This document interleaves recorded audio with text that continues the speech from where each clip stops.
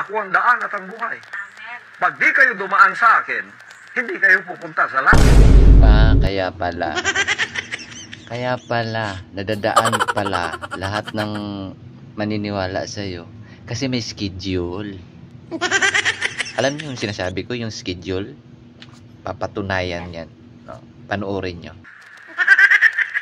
Lumalabas na may scheduling umano ang mga batang babae na dumaraan sa kamay ng pastor. Diba? Kita nyo? May schedule. Halimbawa, ikaw duty ka. Duty mo ngayon. Bukas iba na naman. Ganyan yan ang proseso niya. Ganyan. Tuloy. Itong particular na bata na to, ikaw ay pang Lunes, ikaw ay... Diba? May araw pa. Grabe.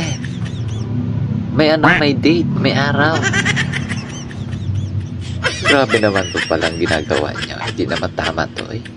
Sige lang, tuloy. Pang Tuesday, ikaw ay pang Wednesday. De Mayo. Bye, klaro. At paulit-ulit pagkatapos gamitin di umano ni Pastor Kibuloy ito. Tanyo? Napaka-baboy niya. Grabe. Diba?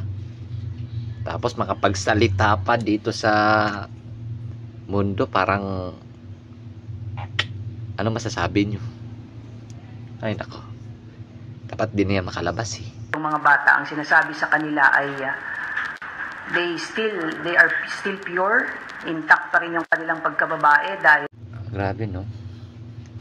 Kung iisipin mo lang, no,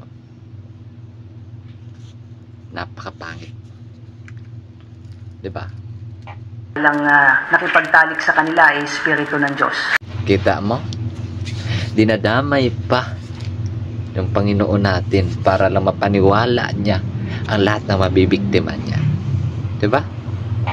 Gaano kasama ang ugali niya. Tuloy. Para sa akin, deserve niya yun. Talagang deserve niya na makulong. Kasi hindi na magandang ginagawa niya. Deserve niya talaga. No?